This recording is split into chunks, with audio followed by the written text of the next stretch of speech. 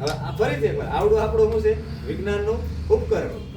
ઉપકરણની જેમ જ આ કામ કરવાનું છે. હવે જો આને ફૂલ આનું ઢાંકણું બંધ કરી દો, ફૂલ બંધ કરી દો ને એટલે આની અંદર શું બની ગયું? પ્રેશર બની જાય.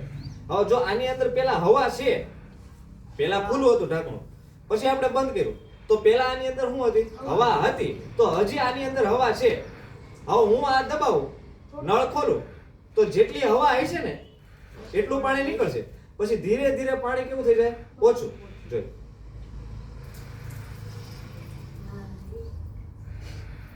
આ જે પાણી નીકળે છે એ શું છે ખબર? હવા છે. અંદરની હવા છે એ પાણી બહાર કાઢે છે. પણ હવે જેવી હવા બંધ થઈ ગઈ તો પાણી ધીરે ધીરે આવતું કેવું થઈ જાય? ઓછું થઈ જાય. તો પાણીની અત્યારે જોવો કેટલી ગતિ છે, કેવું છે? ટીપું.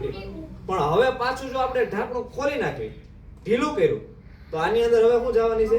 હવા. હવા જેવી અંદર ગઈ તો હવે પાણી નીકળશે. કેવું નીકળશે? કેવું નીકળ્યું? ઝડપમાં નીકળ્યું. કેમ કે આ પાણી તો નીકળે છે પણ પાણીની હારે બીજું શું નીકળે છે? હવા નીકળે છે. તો આ એક પ્રકારનું પ્રેશરનું વસ્તુ છે. કેવી છે? પ્રેશર. ફરીથી આપણે કરી દીધું એર ટાઈટ. ટાઈટ કરી દીધું. હવા હતી એટલી અંદર છે.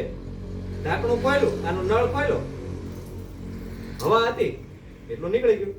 પછી ધીરે ધીરે પાણી આવતું કેવું થઈ ગયું? ઓછું. તો આ વિજ્ઞાનનું આપણું શું છે? ઉપકરણ છે એક પ્રકારનું. તો આ